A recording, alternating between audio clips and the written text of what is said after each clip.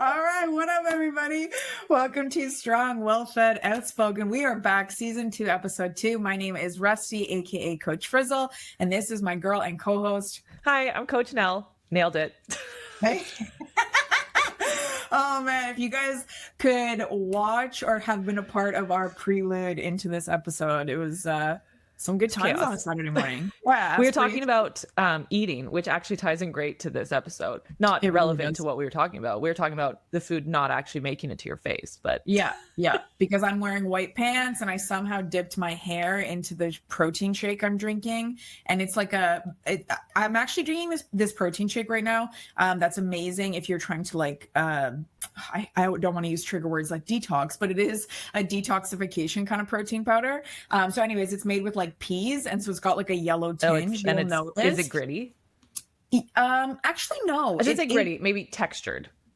Yeah, like you definitely have to blend it really well. I have an immersion blender, but so for anyone who's not familiar, pea protein tends to have like a yellow residue. So anyways, it dripped off my hair onto my white pants. I had to run, change my pants. And then we were talking about how Nell and I both tend to wear everything we eat, even though we do try and be like, you know, tidy, clean, hygienic people. Yeah. Good times. My problem is I'm a mouth breather. Like I have major sinus issues. Okay. And so I feel like I'm trying to not only put food in my mouth, but also like yeah. Breathe at the same time. Yes. Absolutely. Yep. So if somebody ever made you do the like mouth taping that's everywhere now, you would like die. Oh, I would die. I'm pretty sure I would not be waking up the next day. I've tried it. I've been like, okay, you're just not going to breathe through your mouth. I'm like, the thing that, but the thing that like freaks me out about the mouth tape is if I'm like really tired, I will occasionally sleep with my mouth open, but I think I'm pretty good. But I think it would just freak me out. Like this idea of like it being attached, kind of like it overwhelms me and like overstimulates me. Like sensory overload. Absolutely. That's kind of how I feel about earplugs too. I've been working my way into sleeping with earplugs, but there are nights where I'm like, it's just too much. Like I just need to be open. Yeah. No, I get that. Even like I wear rings like all the time, and people say to me like, don't they bother you? Because I wear them when I sleep. And for the most part, no, but every once in a while I will have a night where I'm like, I need everything off my skin, nothing touching me. Like, I definitely. Anyways. Nothing to do with today's episode. Hi, welcome. This is what we do. We go on a tangent and then we come back and we teach you guys things. Yes, we promise. This episode's going to be great because it is all about, are you eating too clean too quickly? Mm-hmm. This is like a really common problem. And you know, I want to say like I've been there. I think you've been there too. Yeah, I would almost, this might be a bold statement, but I would say pretty much everyone I've ever worked with has made this mistake or fell into this at some point in time in their journey. Yeah, it's like a loophole. It's like a mind trap. You know, it's that all or nothing mentality, right? It's like I gotta go from where I am now to just like changing everything. And again, when you have so much of social media that's not honest, and you see these other people that are like, what I eat in a day, and it's just like the cleanest, using air quotes there, foods you could ever imagine, it makes you feel like, oh shit, like this is what I have to do in order to. And today's episode is going to probably be a little bit more from a weight loss perspective, but even just from a habit perspective, this episode's going to be really important for you because, like, honestly, when you do think about losing weight, getting healthier, even building muscle, like what's the first thing that comes to mind that you think you need to do? Immediately cut out everything. I need to go to the gym and I need to eat vegetables and meat. Yes. Yeah, honestly. And like you guys, we have been doing this, not just from a personal standpoint, but as coaches for years and years and years. I mean, I've been working in the industry for like 12 years now. And still, if I set a new goal, my mindset goes instantly to like, how do I have to change my training and my diet? Yeah. Cupboard overhaul. Yes, honestly. And like, I will say that now I'm at a point, I have been for a long time, where it's okay to say, how do I have to change? Because we know things have to change no matter what. But at one point, the change was believing that it had to be, like 360 degrees, like totally different. And honestly, like for me, when I think back to when I first started, it took me so many times to try and successfully lose, the weight and keep it off. I've talked really openly, if you've been following my series right now on like Stupid Simple September, I'm talking about how the year I started, or not started, but the year I restarted my 50-pound weight loss journey, and what I did that year that made me successful, because 2 years prior I had lost 50 pounds and gained it all back. And like, so even for you, how many times do you think it took you to lose weight successfully? So successfully, a couple, but it wasn't that like I lost weight and I gained it all back. It was I lost a little bit and then I gained more, and I lost a little bit and I gained more, and I lost a little bit and gained more. And so there were these little dips down, and then suddenly I was at my heaviest. And it wasn't until then that I was successful, and I made this mistake on that journey as well. But I got to a point where I went, this isn't working. I'm still at a lower weight than I started, but something has to change. And so that's where I really kind of got, oh, here's why it's not working, and here's how we're going to change it. Yeah. Because as you were talking there, I was going to say to you, so like when you did figure it out, did you wind up following what you originally thought you had to do? Originally, yeah. And that worked for about 20 pounds. And then I got pretty stagnant, and like, I don't want to use the term plateau because I have beef with it. I was still, I was still seeing gains in the gym and stuff, but my weight was very stagnant for months and months and months. This is not like, oh, my weight didn't go down for a week. I was at 180 pounds from basically January to November. Okay. And I thought I was making changes within my nutrition. Okay, yeah, sorry. For a second, I thought November to January. I'm like, that's not too bad, 2 months. No, the other way. Yeah, almost a full year. That's 10 months. Yeah. And so talk about like, that just also, I'm sure felt frustrating. Yeah, absolutely. And I didn't fully understand like how food impacted me, right? And so I was eating food that I didn't really particularly enjoy. I thought raw veggies were like the thing I had to be eating. I didn't even know like, oh, you can cook these and make them just like, flavorful. how much torture can I endure? Yeah, like I eat vegetables and eggs every single day, pretty much. But at that point, I was eating like carrot sticks and celery and a hard-boiled egg as a meal, instead of eating like, a cheese and broccoli omelet. Right? Like, yeah, absolutely. It's crazy how like subconsciously we believe that if we suffer more, we're somehow like better, like our results will be better, or we're or like, that, like that's all my brain could understand, like in preparation, which really was part of what I was thinking about when we set up this episode, is like, that was one of the mistakes. It wasn't that the food had to change. It was that I had to change what I was doing with the food. Yes, which is exactly a huge point of today, you guys. And like, I want you guys to even think about how many times, or no, you know what? Not how many times, but just how many of you believe you need to completely change your food choices completely to lose weight? Like, how many of you think like, oh yeah, I do want to lose some weight, I do want to lose some fat, or I can never have ice cream again, even though it's my favorite food in the whole world. I can't have it. Period. Point blank. No cereal, no ice cream, and forget about even like these fun foods. Some of you think like what Nell said, like I could just not have sauteed vegetables. Like they have to be raw vegetables, right? Or I can't eat bread anymore. There's this big belief that in order to change, you need to suffer. And at the same time, I also I want you guys to think about how many of you believe that, how many of you have done that and been unsuccessful. Yep. Me. Right. Right. Yeah, absolutely. Our hands are up if you're not watching.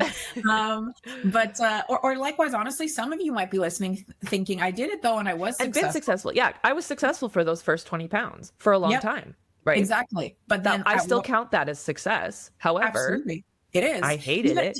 Yes. It was a hate crime because I hated it. I hate it for you just listening to that. But I mean, even for me, honestly, you guys, the fact that I lost 50 pounds and gained it all back was still a success in my mind because I learned so much. Yes. So absolutely. I want you to keep that in mind. But, for a lot of you, if you were successful, I also want you to think about, like what Nell said, but long term. Yes, long term. And like you were successful, but if you hated every minute of it, in my opinion, that's not worth it. Or I want you to think about how many of you hated every minute of it. Then when you hit like this proverbial goal you had, you went back to probably eating what you were eating before. And maybe you were even in the 95%, because we know it's literally a stat that 95% of people gain the weight back. And maybe that was you. You did it, you gritted, you bared through it, you hated it. Then you went back to what you were eating before, and those results didn't stick Or around. you use this process and then you do it until vacation or wedding Yep. or Yes. summer, and A then you timeline. throw Yeah. it all away, and then you go, but I'll just do it again. Yep. And then you end up in this cycle. So even though you're maybe successful, mentally you're not in a great place about what you're doing, right? Yes, totally, totally. And now as well, every time you try and retry it, you probably have this sense of dread, because you're like, oh, I hated this to begin with. Here we go again. And now I'm frustrated because I have to do it again. And this is where, like, you're not going to enjoy any part of this process either, right? From that mental perspective. Yeah. So like, let's talk about why Yeah. does that happen? Yes, absolutely. I think honestly, it comes back to a few reasons. And like the first one, in my opinion, is that changing all of your food, believing you have to change all your food, acting on that is the straw that like broke the camel's back. Is that how the phrase goes? I don't even know. Yeah, Yeah? like Okay. don't quote me on this, but it's like you're loading up the camel with all of the stuff it has to carry, and then that one tiny One thing is straw. the thing that kills the camel and it can't carry Yeah. anymore. Yeah. If anyone knows the actual logic behind that, but I think that's valid. Yeah, I think that's what it is. But I mean, we break this down, like the straw that broke the camel's back, changing all your food, aka you're already doing so much, and just this one more thing is the thing that tips you over the edge to feeling overwhelmed, to feeling like I just can't do this, to feeling frustrated. Because again, I want you guys to think about this as a whole. When we're trying to lose weight, lose fat, improve our habits, our health, there are so many other things you're trying to do. Because as much as, you might, like Nell and I said, think instantly, oh, if I want to accomplish XYZ, I have to change my food. It's more than that, right? Like what else? Yeah, like how many of you guys have been in this, like, okay, here's my perfect morning routine. I'm going to get up 3 hours early. I'm going to go to the gym. I'm going to come home and prep my meal, and I'm going to pick out my work outfit, and then I'm going to actually start all of the things I have to do for my day. When in reality, you roll out of bed 5 minutes before work and you hit that drive-through and you go to work. That's your current routine. That's 3 hours of stuff that you've never done before that you're expecting yourself to just magically do and have it all fit. Yes, exactly. Now add in the fact that you're probably also trying to like sleep more, on the topic of waking up, You right? should be. You're trying to, yes, please. Or maybe you're just trying to sleep better. So you've got like some pre-bedtime routine going on. Yep. You're trying to drink more water. Maybe you are journaling more as well, hopefully, right? Because that mental process, emotional process, definitely a part of becoming healthier. You probably have a daily step goal now. You're focusing on working out regularly, and you are still doing all of those things, possibly majority of which might be new for you, while managing the rest of your life. And now, bitch, you're also trying to change your food completely. It's too much too soon. It is literally the straw that breaks the camel's back. Yep. And if I'm being real with you guys, like changing your food isn't even like, when you think about that analogy, the straw that broke the camel's back, it sounds like nothing. It's just a straw, right? But food is a lot. It is. It's not just, oh, I need to drink one more glass of water, and you're like, this is too much for me. It's a lot. It's constant. I think that's the other thing where people, they go, oh, going to the gym has been easy, but nutrition is hard. Nutrition is constant. You never are done. You constantly need to be fueling yourself. So I think this is where it is that thing that is the one that struggles the most, or it's the one that seems the most debilitating in the process. Yep. Actually, I was just doing a check-in with one of my clients this week, and this was something we've learned about her, is that she is somebody that's like a finisher. So like if she, we started talking about video games, and so if she starts a new video game, she like almost, it's bad for her because she won't stop until she compulsively needs to commit to that. She needs to finish it. Yeah. And so like you just said, food is forever. And so we've been able to, again, because this journey for us is very mental with the people we work with. So in getting to know her more in that way, we've also realized this is where she struggles from a food prep perspective, because she feels like there's never finality. Right. Yes. Yeah. She never gets the satisfaction of I'm done now. So little side tangent there, but yes, that is also why food is a lot. And so with understanding that food is a lot and it's constant, let's be real. Most of you, if you are talking about, again, getting your food on track, getting into a better habit, whatever it might look like for you, most of you maybe make one meal a day. Yeah, in a perfect world, we're looking at on average 3 meals a day plus a handful of snacks. Most of us are not even cooking those to begin with, right? Yep. So, maybe I feel like for dinner a lot of the time, like unless, you're tired and you order takeout, but I feel like dinner is the meal that a lot of people do tend to make if they're making one.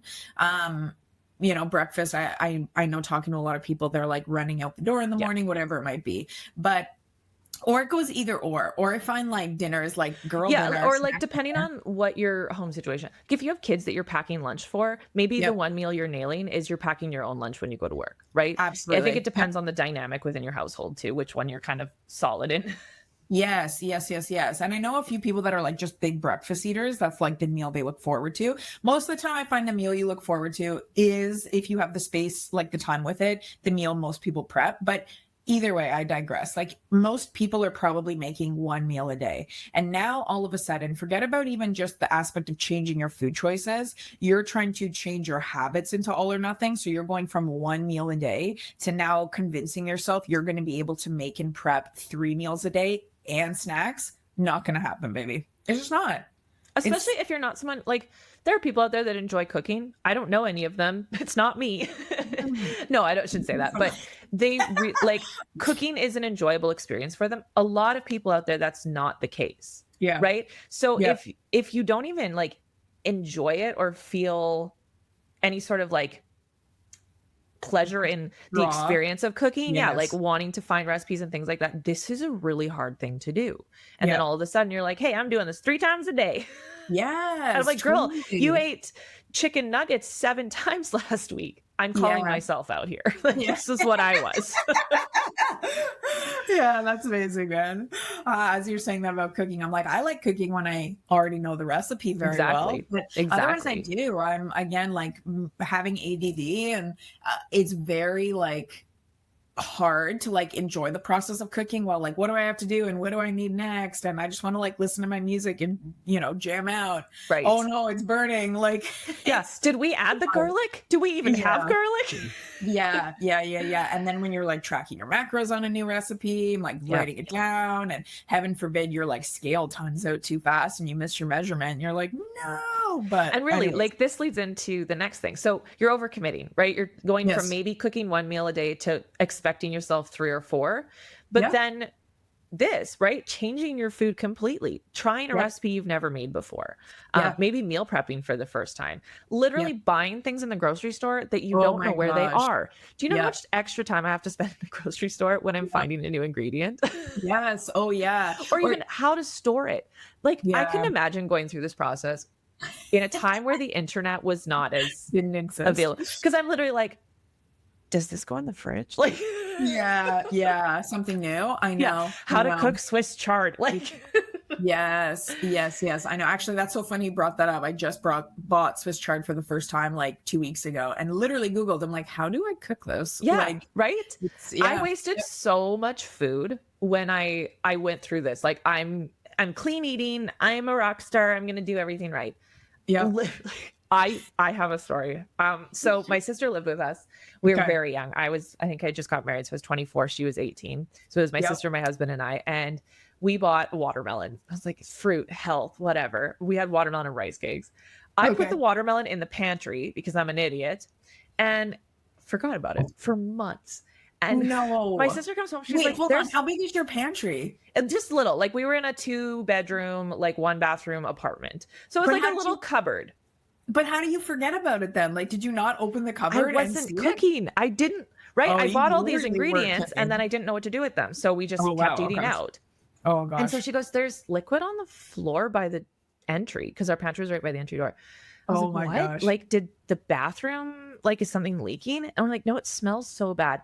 We figure it out. I pick up this watermelon and it's black and the bottom falls out of it. Oh my And this is the problem with eating clean too soon. Yeah, bro, that's nasty. Yeah. Yeah, that's waste. like, were there not, was it was it summertime? Like, were there not like fruit flies everywhere? And you were So like, we were in an apartment. We were in the middle of the condo like unit, and we were pretty tidy. We didn't spend a lot of time at yeah, home. So like between the three of us, we were all working full time. So we would just go to work and come home and go to bed. So we weren't home. We weren't utilizing the space. And because of where we were in the building, we really didn't have an issue. yeah, fair enough, fair And it enough. was an old building, so you kind of had weird smells once in a while anyways. Hilarious. Oh my gosh. Yeah, yeah. Well, I mean, guys, think about it. There's all those memes of like the vegetables rotting in the back in of the my fridge.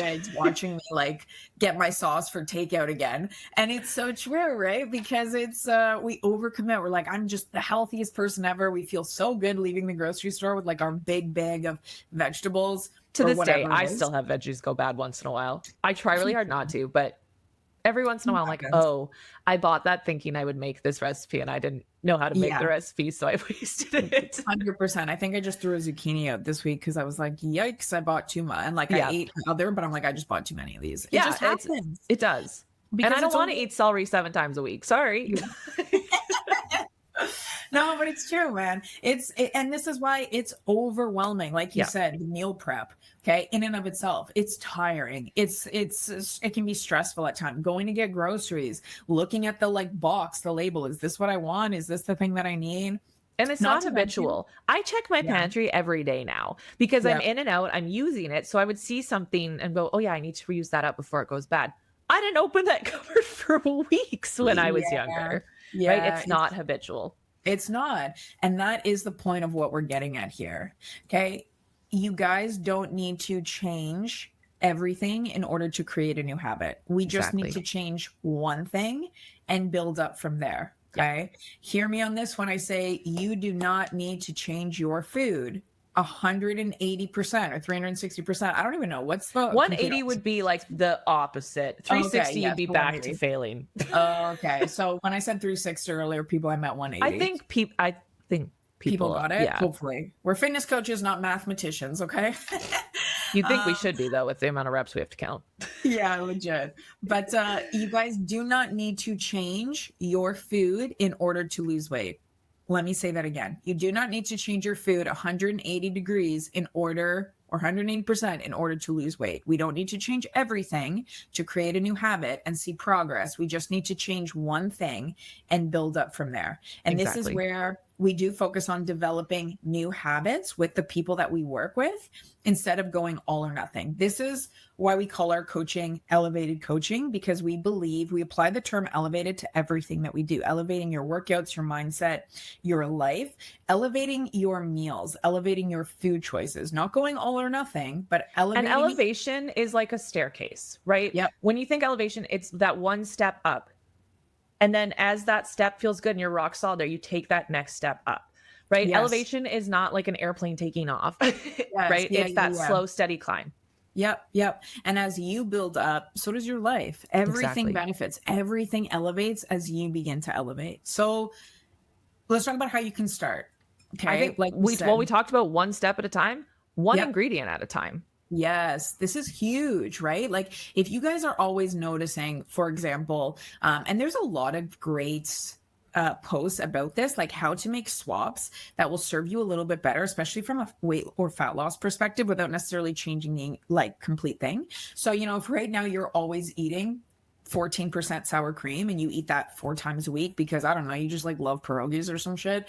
I don't know what else you use with that. Well, no, potatoes, things like that. But maybe you switch to 4% Greek yogurt. I know a lot of people talk about non-fat and non-fat's cool too, but honestly, especially if you like the creaminess, go 4%. It's like in Canada, it's hard to find straight up non-fat compared to other countries, depending on, right? Like just where you live. Sometimes it's more accessible. And also like we're talking about better. We're not talking about changing everything to something completely different, right? Yep. So now you switch to the Greek yogurt, you're saving on calories, some fats, you're actually getting more protein in there. If you're always using butter, maybe you actually get some light butter. Maybe you do. Or even your ground beef has a higher fat content. Maybe you go from an 80-20 to a 80, I don't even know what they are, or a ground beef to a lean ground beef. Yep, absolutely. Other swaps here, instead of using let's say like really heavy tomato sauces, maybe you do try and make your own, which I know is a little bit of work, but maybe you go into like a puree or something like that. Maybe you swap raisins for grapes. Maybe you do bagels to bagel thins. Maybe you do popcorn. You're always getting the movie theater popcorn. Maybe there's some phenomenal low calorie popcorn out there. Maybe Yeah, or you're you making get your from own. brand. You don't need to use a full cup of butter. You could use a half cup of butter or, Yep. air pop it and then add a little bit after. It's not about giving things up completely. It's about understanding how much you're actually using. Because are you using a tablespoon of peanut butter or are you using a quote tablespoon of peanut Snap butter, peanut right? butter. Yeah, yeah. And even on the topic of peanut butter, maybe you go to peanut butter powder. Yeah. Again, like there's a lot of options here. But yeah, where can we look at like okay, here's the first thing I would actually say. Okay. If you guys are really serious about how to elevate, and this is something we do with our clients, especially when we are talking about intuitive eating and learning how to just make better choices without calorie counting or following a meal plan, take a week and literally journal everything that you eat. You can do this by either taking photos or actually write it down and then notice the trends. Yes. Notice the trends for where you're either not eating because you're running out of time, where you're always using like the same kind of ingredients. Like, yes, I do use sour cream 5 times a week, or I'm using like, Yeah, even for me, we went through this together recently. I Yep. track everything. My macros are pretty bang on, but it wasn't until I wrote everything down that we went, girl, you Yeah. can't eat 7 kinds of dairy a day and feel good. Right? Yes. Like, Yeah, and it wasn't that legitimately. that food is inherently bad. It was that I needed that visual of here it is. Here's what's actually going on. Absolutely. Yep. So, take 4 days to a week. I really like the week because you're going to see trends over the weekend and the weekdays. Yes, But because the weekend is harder for a lot of us, right? it is. Yeah. When routine changes, notice where your trends are. And then the next week, you could literally start by just saying, I'm going to swap one ingredient in every single meal. That could literally be the first way that you elevate. Another thing you could do here is, I notice this a lot when I review food logs with people, is one of the things I tend to say is, where are the vegetables? Okay. Yes. Yeah. Because If we're let's be looking at real. swapping, it's a 1-for-1. This is where we Yeah. actually want more. Yes. Add Yes. in. Yes. Okay. So if you're It's not about looking at giving up, right? Like that's why I really like this because we always feel so, oh, I can't have. Here I'm like, I want you more. Give it, have it, take it, right? Yes, definitely, definitely. So with vegetables, if you're looking at your food log and you're realizing, yeah, I maybe eat like one vegetable a day. Okay, maybe your initial goal then, you swapped out one ingredient. Now you're also going to add one ingredient, and you're going to say this is going to be vegetables. So I'm setting a goal of eating 2 vegetables a day right now. Okay, maybe it's the protein. You're like, okay, I'm only eating carbs and fats. There's like no protein. So now your goal is for each of your 3 meals, there's going to be a protein source that's the size of your palm. Period. You don't have to change anything else. Nothing else. Okay. But now you're just going to add protein in. That's literally 3 weeks of habit stacking that you can start with right there. And I guarantee you, if you add in, you look at having swapped an ingredient, then you added vegetables, and now you've added protein, not only are you going to feel more satiated, but at this point, you're already going to start to be in a better headspace, noticing other things that are coming up. And it's going to have you feeling really good as well. So that's one way you guys could start. I don't want you to, as Nell said, I want you to think about adding in instead of replacing. So another example, and this is something that I just went over with a client, was that like every morning she was having a peanut butter sandwich, 2 slices of bread, full peanut butter, Kraft, Peter Pan, whatever it was. Okay. So we talked about, all right, well, maybe now we actually have 1 slice with the regular peanut butter still. On the other slice, maybe we do peanut butter powder, or we actually combine the 2. Or again, we keep it to the 1 slice, but now we're going to add an egg and some berries, because the goals that we came up with were literally to add protein to each meal and some type of fiber. And truly, like when you and I are coaching, we're often looking at a more balanced plate approach, right? So carbs, proteins, fats. If you're at that point and you've seen, oh, one of these things is missing, that's a great opportunity to be adding in. Yep. If right now, based off your schedule, your work, whatever it is, you don't have like the capacity to pack a lunch, you don't have the space, you don't have the place to store it, whatever it is. And so while we're figuring that out, you just recognize I'm still going to have to be getting takeout for lunch. And let's say you like always eat at McDonald's or something, right? Okay, well, are there other fast food options available that we still enjoy? Is there a Chipotle? Is there a Subway? Where can we find other choices here that still fit your desire to have takeout or your need to have takeout? Or let's say we're keeping it at McDonald's, but you know what? Instead of getting like a burger and fries like you Yeah, always like a get, supersized combo, you're now getting. a regular one, or yeah, but like not even that, like maybe, you know, we're just not having the fries anymore. You're still getting the burger, but now you're literally just bringing an apple with you and having that. No prep, nothing, gonna get us more nutrients with your burger instead of the burger and fries. Um, Simplistic goals, like we said, right? We're just going to add more veggies in. We're going to add more fruits in. We're adding in. We're elevating our meals. We're literally bringing them up to a standard that is going to have us feeling better.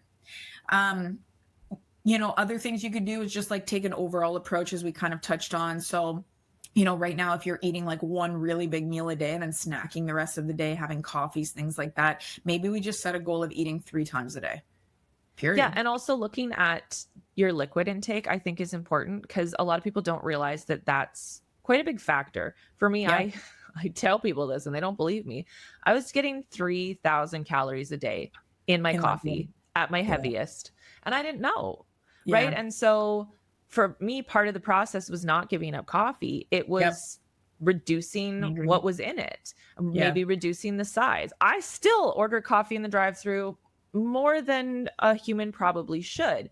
Yep. But it went from being an extra large double double. So if you're Canadian, you know, if you're in the US, that is not a burger. Yeah. That's 2 cream, 2 sugar to, Yep. you know, a coffee with milk. And I weaned my way off. But it wasn't Yep. about going cold turkey, no coffee. It was about going, okay, I'm going to have 2 cream, 1 sugar.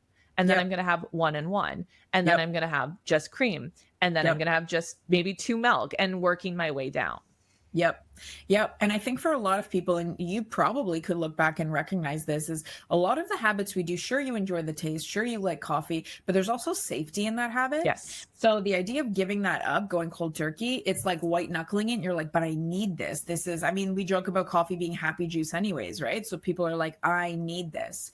When you take the approach that you took, you wind up also building confidence in the fact that, you know, now not only are you actively showing up for yourself and making better choices, which you feel good about, but you're also recognizing, hey, maybe the like subconscious comfort and the safety zone I carried around this thing isn't actually there. Maybe I actually can survive without 4 coffees a day. And now, you know, I'm doing 3 coffees, 2 coffees, whatever it is. For me, I did something very similar to you, right? You guys know, if you follow us, then you will know that I love cereal. It's something that was a big problem for me because I would literally devour an entire box in one sitting. So when I really, again, that fall, excuse me, September, I decided to try losing weight again. I really came at it from the approach of what we're telling you guys today. So for me, I kept cereal in there every day, but here's what I did, because at that point as well, seeing a lot of food was very comforting for me. Yes. So, you know, having Captain Crunch still, but like, oh, I'm only going to have like 50 grams instead of the whole box. Wow, I was going to freak out. So instead, what I did though was I reduced my Captain Crunch size to, let's say, the 50 grams instead of an entire box or half a box. And I filled it up by actually getting caramel rice cakes and breaking them up into really fine pieces. I remember just getting like regular cereal, like the rice puffs. Because now that gave me more volume, but way less calories, way less carbs. I was still getting my cereal. And then I reduced it more and more from there. This not only allowed me, like I said, to feel better, literally feel better. I started to see progress from that while still having cereal. And it also reminded me that I'm allowed, I can literally continue to have cereal and see progress. And what wound up happening from there was, again, that dependency I felt outside of just, I enjoy this, started to go down. And then before I knew it, I was actually like, you know what? I don't feel like cereal today. And now it was so empowering because I was making the choice not to have it rather than feeling like, well, you can't do this. You can't have it. It's not allowed. Things like that. Right. Yeah. And for me, similar is just changing the container I was putting things in. Yeah. right? Like I love a big bowl of something, and I wouldn't feel the satisfaction almost of like completion if that wasn't empty. And so by just continuing to eat what I was eating, but in a smaller portion, Yeah. was really helpful because it helped give me that time to process what I was doing. And it helped Totally. me see that like it's not necessarily about the food, it's about how I'm feeling about Yes. it. Yes. Yes. Yes. Yes. And honestly, guys, this is why you can change what you eat, but if you never learn what I call the 5 W's, the who, what, where, when, why, and how, right? I always, even in school, I was like, well, how is the how a W? But anyways, I'm sticking with it. So, Um, wah, wah. yeah. You can change what you eat, but if you never learn the 5 W's, the who, the what, the where, the when, the why, and the how around your habits and your food choices, you will never change your habits and you will never learn how to eat food in a healthy way, which Mhm. keeps you on this yo-yo train or whatever, yo-yo cycle of being on plan, seeing some results, and then going off plan and going back to your old ways, overeating, gaining all the weight back, whatever it is. Remember, like when you stick to a plan that is so rigid, first of all, even if you are successful with it, part of the reason why you're successful with it is, let's be real, it's really easy to not overeat things you don't like to begin with. Yep. It's very easy. Whatever foods those are for you, right? It's really easy to not overeat quinoa if you're like, man, this tastes like sawdust or whatever, right? Which is the problem. You believe you have to only eat healthy food instead of realizing you can eat any food as long as your mindset around that food, your behavior around that food is the healthy thing. Your habits are the healthy thing. So the first step to you losing weight is not about changing your food. It's about elevating your meals and becoming aware of what you're choosing, why you're choosing it, where you're choosing it, when you're choosing it, how you're eating it, all of those things. This is really what allows you to continue eating foods you love in a way that helps you actually still accomplish your goals. Yeah, And because that's, truly, if I had to give up nachos, which I thought I had to do, yeah, I wouldn't be nope. sitting here today being successful because I would have just thought I had to continue to be miserable in everything I do, fail about it, eat a family size plate of nachos, feel horrible about it, and start all over again. Yep. Yep. Exactly. This is where you truly start to understand, like when we refer to healthy, using the air quotes there with food, we're referring to any food that you have a healthy relationship with. And that's what it's all about at the end of the day. So, do you need to change your food completely in order to lose weight? No. You need to elevate your choices. You need to understand your mindset behaviors. You need to apply the 5 W's, which is what we take you through when you work with us in order to truly elevate your life and follow a plan that winds up building habits that you're able to sustain for life while still eating foods that you love, but in a way that will actually help you accomplish your goals. And you nailed it here for your life, right? Yep. You have a long life to live. I hope. I hope it is wonderful and it is long and it is everything you want it 100 to be. years, baby. Let's But go. here's the thing. Give yourself time. Yep. A lot of what I run into is, well, I haven't lost enough or I haven't seen progress enough.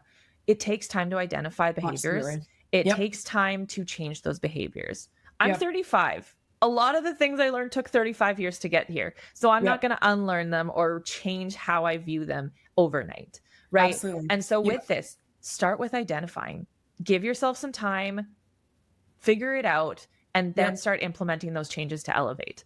Yes. 100%. And this is where, again, you guys, if you're looking for support, if you're looking for assistance on how to elevate your food choices, your habits, your beliefs, your mindset, if you're ready to start to make changes and you don't want it to take you the next 35 years or 10 years or even 5 years, there is a link below where you guys can set up a call with us where we will talk about where you're at, what it is you want to do, and how we can help you get there in a way that not just makes sense for you, but is actually sustainable and doable for you. So there is no more yo-yo cycle. So you can find that in the show notes below. There is, like I said, a link that will allow you to fill out a coaching form with us, and we'll hop on a call with you and get to know you a little bit more, go over all that good stuff. In the show notes below, you guys will also find our social media links. So Because surprise, we're on there. yes, I'm on literally everything. You can't get away from me. Under coach.frizzle. And I'm there under coach.alana.nell. But I will warn you, Instagram, great. TikTok, you're probably going to get sung at. So go with So, it. you'll get the well, no, I would say both our social. Oh, you're gonna medias get sung are at on real. Instagram too, for Yes, sure. yeah. Let's be real. But you guys can absolutely connect with us there. If this hit a chord with you, let us know in the show notes. Share this with a friend.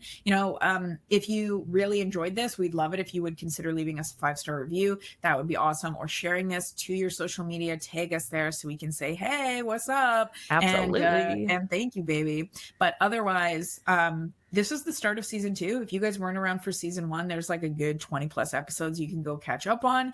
And otherwise, we have a lot of great stuff coming for you guys. So actually, on today's topic, part of today's topic, next week, we will be talking, I'm pretty sure it's next week, about stupid, simple meal prep tips to keep it as easy as possible. So if you guys are ready to start elevating, hit follow, hit subscribe, whatever the button is, and we will see you guys next week. Join us next week. Bye. Yeah. Have a great week, cousins. Bye.